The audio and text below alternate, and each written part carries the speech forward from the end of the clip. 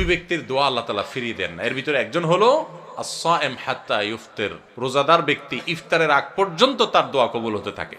সেই যে সাহারি করেছেন তখন থেকে ইফতার আগ পর্যন্ত আপনার দোয়া কবুল হয়। হাঁটতে চলতে ফিরতে আল্লাহর সাথে কথা বলেন, দোয়া করতে থাকেন, এটা একটা সময়। আর রমজান মাসে ইফতারের আগ মুহূর্তের সময়টা স্পেশালি দোয়া কবুল হয়। আর একটা সময় আছে ভোর রাত, এটা সারা বছরই দোয়া কবুলের সময়, কিন্তু রমজানে যেহেতু সুযোগটা বেশি আসে, সাহারি খাইতে আমরা উঠি, এই জন্য ভোর রাতে সাহারি খাইতে উঠলে একটু 2-5 মিনিট দোয়া করবেন। এটা দোয়া করার একটা দারুণ সময়। বেশিরভাগ মানুষ আমরা দোয়া করতে জানি না। আপনি রমজানের রোজা অবস্থায় দোয়া কবুল হয়, সাহারিতে দোয়া কবুল হয়, দোয়া কবুলের সময়গুলো পাইছেন, কত বড় কপাল পড়া হলে আপনি হুজুরের টাকা দেবেন, হুজুর 200 টাকা দিয়েছে, আপনি দোয়া করে দেন। বুঝেন না আমার কথা? আল্লাহ আমাদেরকে দোয়ার গুরুত্ব বুঝার তৌফিক দান করেন। আমরা অনেকে দোয়া করি না কেন? আমরা মনে করি দোয়া করতে অনেক মায়ের পেজ দিয়া বলা লাগে বোধহয়, হুজুররা কি কি কয়, উর্দুতে, ফার্সিতে, আরবিতে কি কি গায়, এগুলো গায়া টায়া সুট টুট দিয়া দোয়া টোয়া করা লাগে আল্লাহর কাছে, নাহলে তো আল্লাহ শুনে না।